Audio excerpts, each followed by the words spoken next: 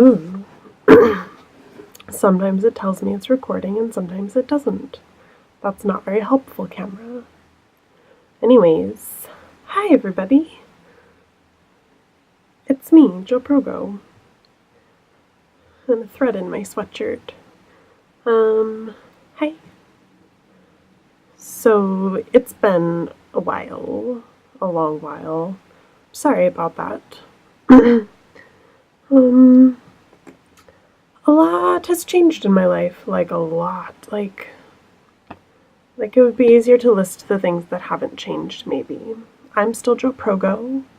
My gender is still the same. My pronouns are still they and them. I still have my dog Pike. She's sitting on my lap right now. Do you want to see?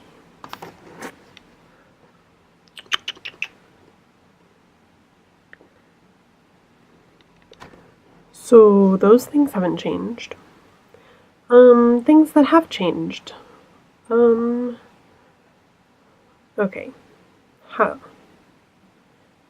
I don't even know how to explain this to you all, but I'm gonna give it a really good try. So the last time we talked, I think I was staying in a cabin in the woods in Washington State. And I had started, I partnered with my partner Anastasio, and then I had met somebody who lives in Sweden named Lou, and we had started a relationship partnership. So that's what was happening back then.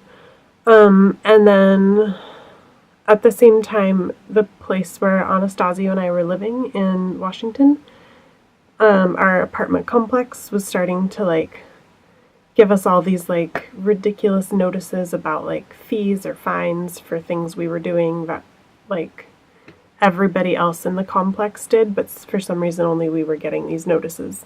So we decided to fuck where we were living and to blow up our life that we had together and to take a trip with our student financial aid to just go to Europe, to Sweden, to visit to visit Lou.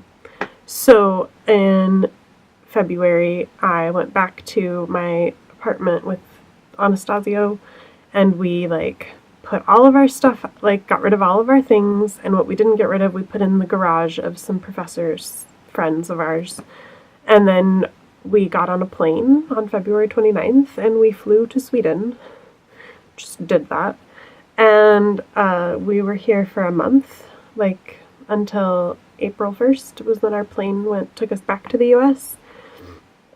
And in that time, I really, really loved living in Sweden, and we didn't have a home to go back home to in the US, but I had to go back to get my dog, and because I had to go to my disability hearing. So, this is just so far just an update video. Hope you're enjoying this. My life has been turned upside down, or it feels that way. But really, it hasn't. Okay, focus.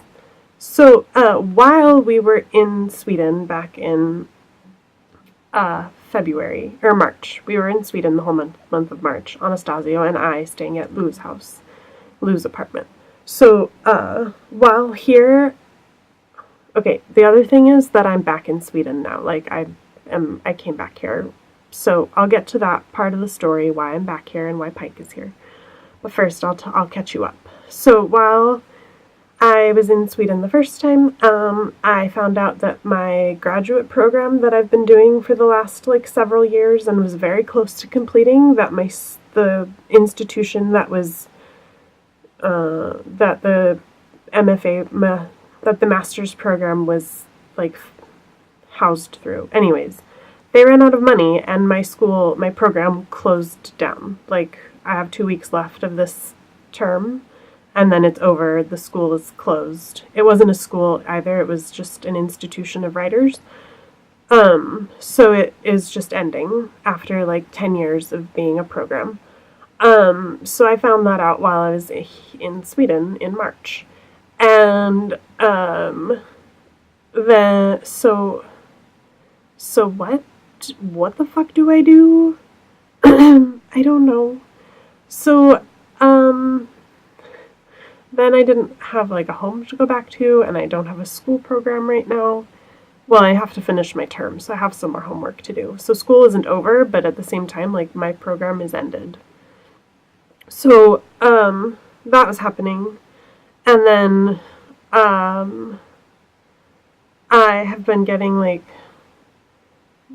my mental health has been getting, like, different. I don't want to say, like, worse or better. It's just different. Like, I think I'm going to have to make a different video talking about that because it's too much for me to talk about right now. But, like, the short of it is that, I don't know how to tell you a short version of it. That is the short of it that I don't know. So let me finish telling you the practical, like, what happened. So, then I was really, really nervous, scared to go back to the US because I didn't know where I was going to stay. And so we decided, Anastasio and I, and Lou, all three of us, although mostly me, like, I made the choice that I wanted to come back to Sweden and be here for a while because I feel really safe here at Lou's, like, at Lou's apartment, which now it's like our apartment kind of. So I, like, went back to the US, and Anastasio had lined up a place for us to stay for some months, for them to stay mostly, and then for me to stay for some weeks while I, like, got the paperwork done to bring Pike to Sweden with me. So, but we got back to the US and saw this house and saw this room, and it was just full of mold, a lot of mold. And the people we were going to live with were really, really nice people, really lovely, but a lot younger than Anastasio and I, and so we were a bit overwhelmed and felt like it wasn't going to, like, we were going to end up doing more hiding than we were, like, socializing, and hiding in a room full of mold, which we're both allergic, like, really allergic to. So we were like, well, we can't stay here. So we ended up like, leaving. We went to that house and we lived there for 2 whole hours.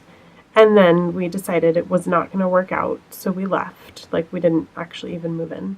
So we left, and then we had many, many panic attacks and cried and drove from Olympia up to, towards Seattle, and we got to this town called SeaTac, which is right where the airport is in Seattle. It's like this land in between lands. A middle land.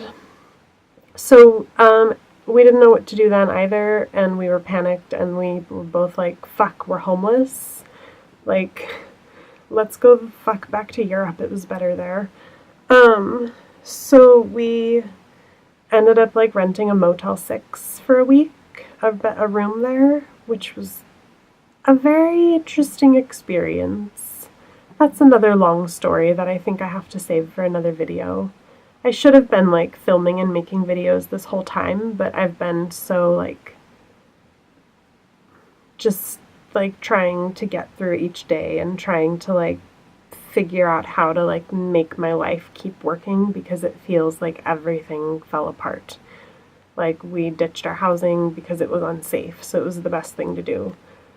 And we had nowhere to live, and I hadn't, like, my school program is ending, and I either have to, like, I have to find a new one, or I have to, like, pause my degree for, like, start my degree over, I guess.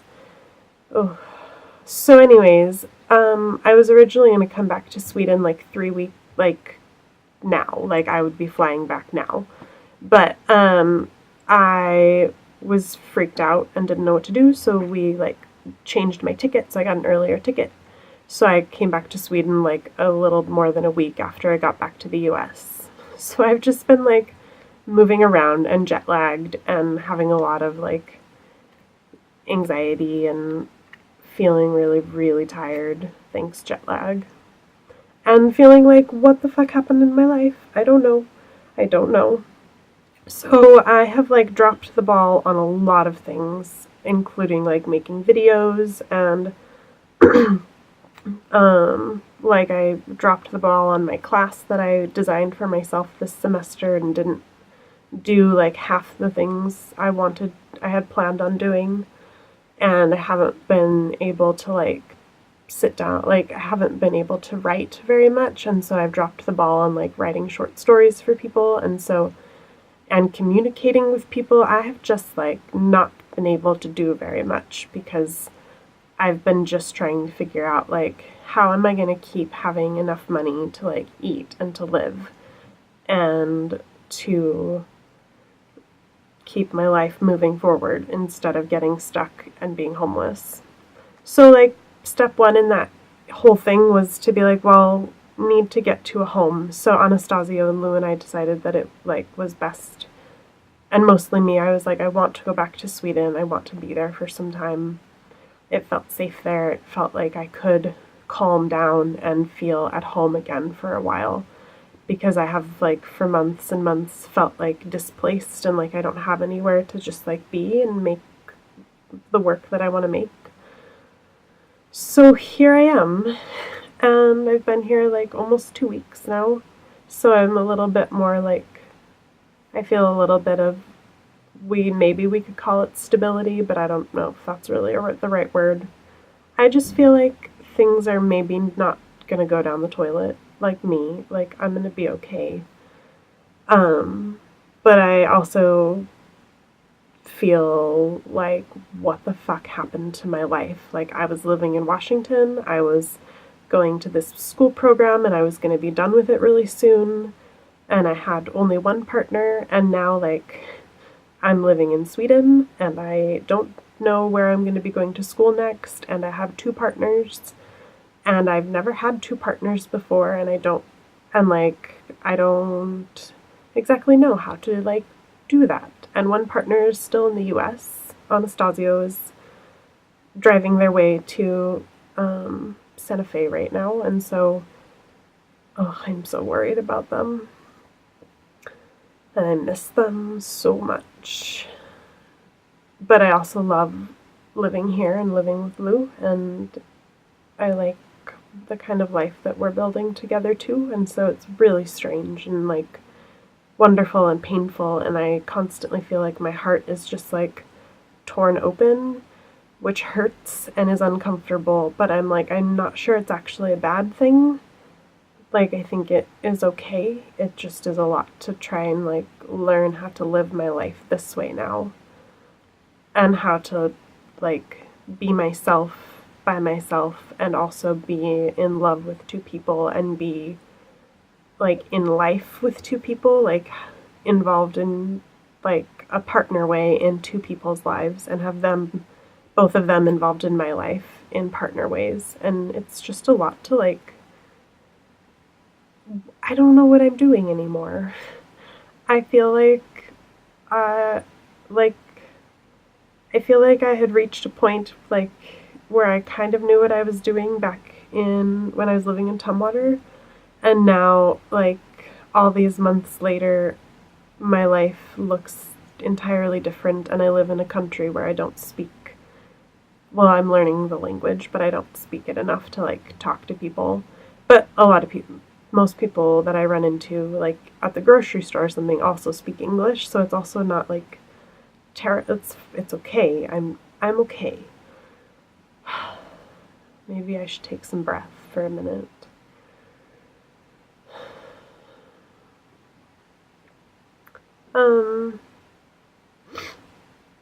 Oh, and then in the middle of everything, while I was in the US for that week, I had my disability hearing. So I went with my lawyer and had to go sit before a judge in like this tiny little courtroom, and basically like try and convince him that I am sick enough that I need disability assistance, like money.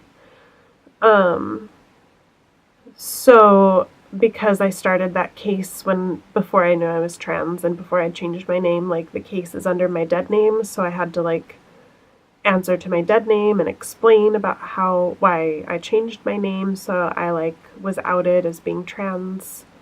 So I hope that that like doesn't negatively impact the judge's decision about my case. I also learned that it takes like 3 months minimum to get a decision back from the judge.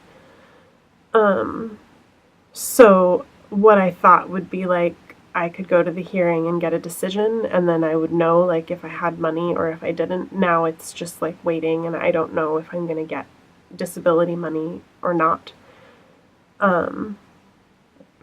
But I'm not in any kind of position to like work a job the way that like jobs are expect you to work. Because I have like person switches. Like I have these moments where I like become different people, and it's weird because I like as Jo don't really know what goes on during those times when like I'm another person. So I don't, that's the things that I'll talk to you about a different time, like when I don't know how to talk about it right now. It's really hard to talk about, but I want to talk to you all about it.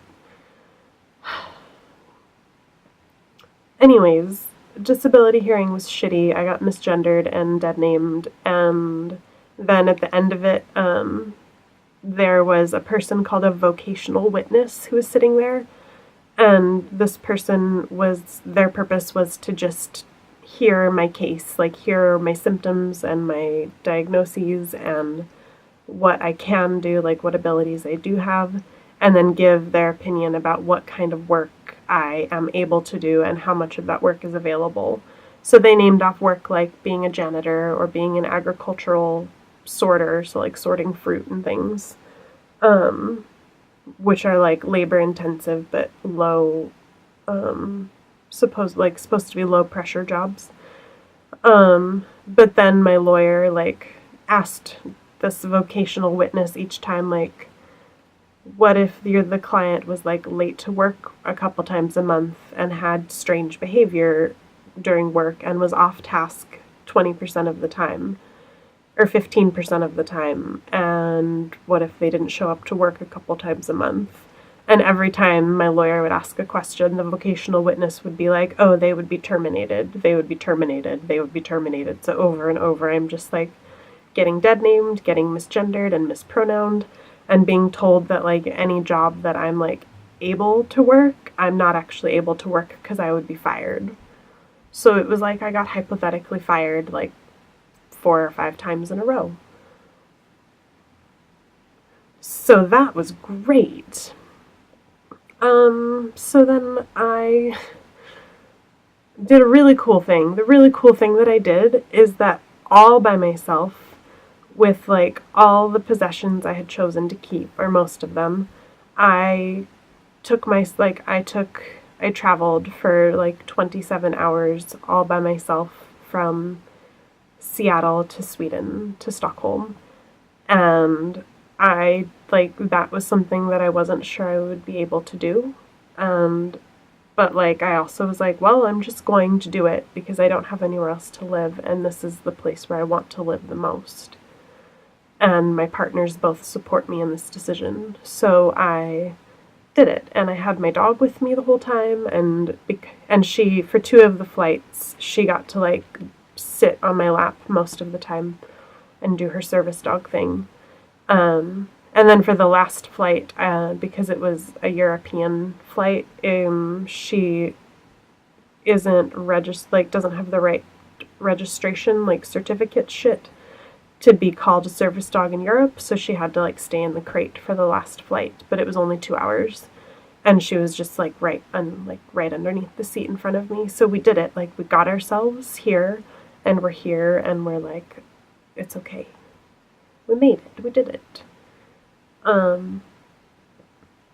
So I'm trying to figure out what to do about school. My program that I was like, NYLA, that's the program I've been a part of, that's closing down. NYLA has made an agreement, or is working on making an agreement with another school called Antioch, which is based out of LA, this program. So NYLA and Antioch are working out an agreement that lets NYLA students like me who want to finish our degree transfer to Antioch to finish our degree through Antioch. So Antioch MFA was one of those programs I looked into last fall when I was going to transfer schools, and I decided not to apply to it because it felt really phony every time I talked to people, and it didn't feel like it was going to be any very different from NYLA in terms of like being a safe program for trans people, and it felt like it was going to be a lot harder for me to like,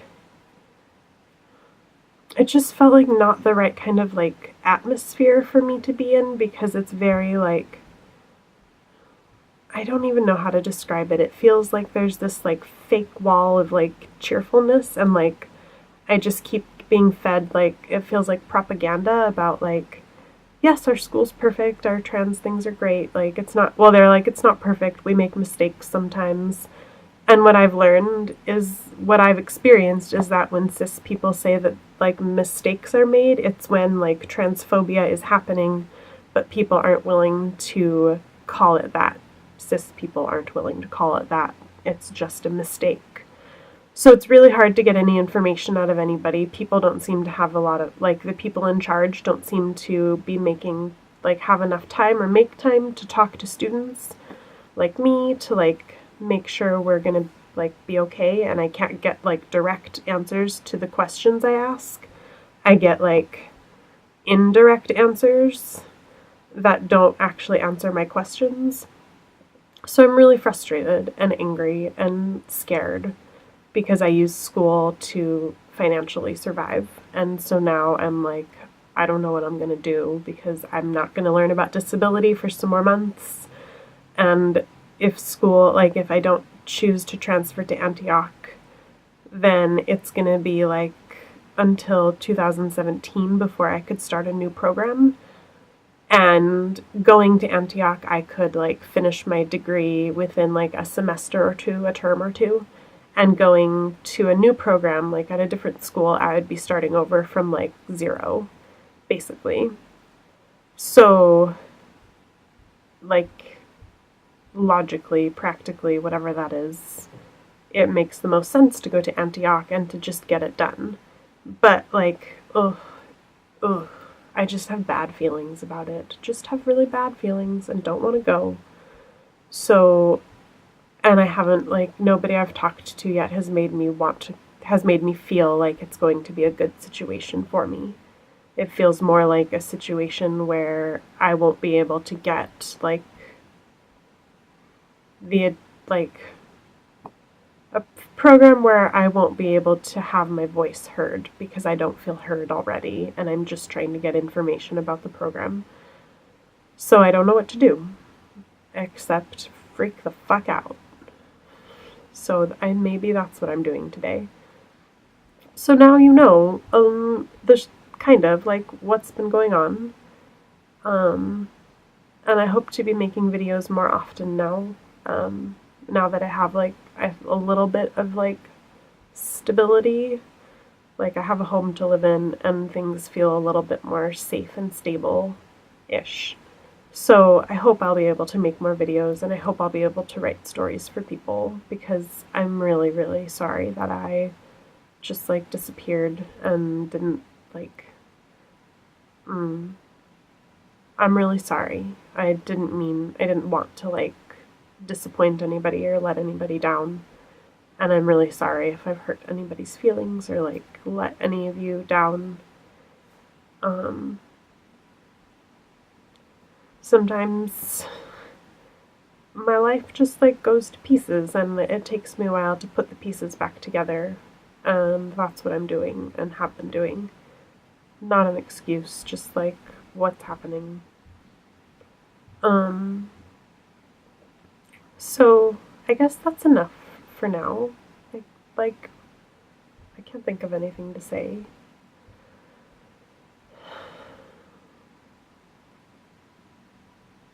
How are you all? What's been, like, is anything new with you all?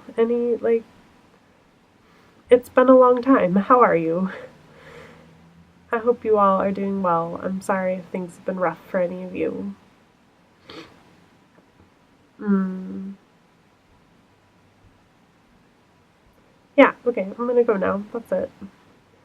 I feel tired and anxious and nervous about posting this, but I'm gonna post it anyways because you just gotta get back into things. So I'm going to get back into things. Because I think it'll make me feel better.